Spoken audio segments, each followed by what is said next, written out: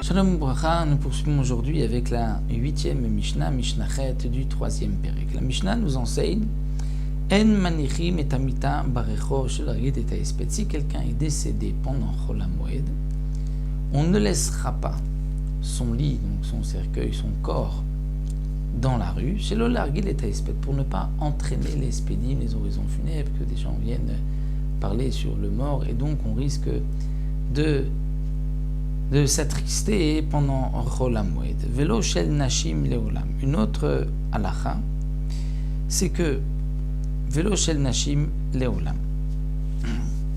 On ne met jamais le lit des femmes, c'est-à-dire le corps d'une femme dans la rue, mipnei hakavod, par honneur à la femme. C'est-à-dire, même en jour de semaine, quand ce n'est pas Chol HaMoed, et même un jour de semaine où il n'y a pas de crainte qu'on risque de faire des spédim, des oraisons funèbres, malgré tout, on apprend un passou, comme pour Myriam, c'est marqué, elle est morte, elle a été enterrée. Mal enterrée immédiatement, on ne laisse pas son corps. Pourquoi ? Mipnei hakavod, pour son honneur, parce que parfois, il y a, mais donc à l'époque, une femme qui était là-bas, parfois pouvait y avoir des écoulements de sang et qu'elle allait être ainsi déshonorée.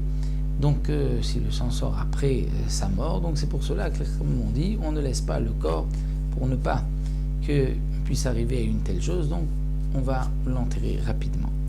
Nashim bamoued me'anot avalo metapechot. Les femmes avaient l'habitude à l'époque de me'anot et metapechot, c'est-à-dire une femme avait l'habitude de dire quelque chose et les autres répétaient, et comme nous le verrons dans la 9e Mishnah, c'est-à-dire que les femmes avaient l'habitude comme les pleureuses, avaient l'habitude donc de pleurer le mort et donc de venir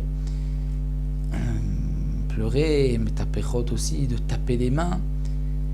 Pour ça, donc ça, Chol HaMoed, Nashim Bamot Me'anot. Elles pouvaient dire, comme nous verrons ce qu'elles ont l'habitude de dire, mais l'homme est apprenant. Elles ne pouvaient pas taper les mains et ainsi réveiller, mener les gens à pleurer. Rabbi Ishmael Omer, Asmuchot Lamita Metaprot. Rabbi Ishmael dit seulement les femmes qui sont proches du cercueil, proches du corps, elles ont le droit de taper des mains puisqu'elles sont proches du mort, mais les autres qui sont un peu plus loin n'ont pas le droit. Donc ça, nous verrons dans la prochaine Mishnah qui complétera cette Mishnah. Qu'est-ce que signifie le Inouï et Metapechot et Me'anot et Kina? Ça, nous verrons Bezrat Hashem dans la prochaine Mishnah.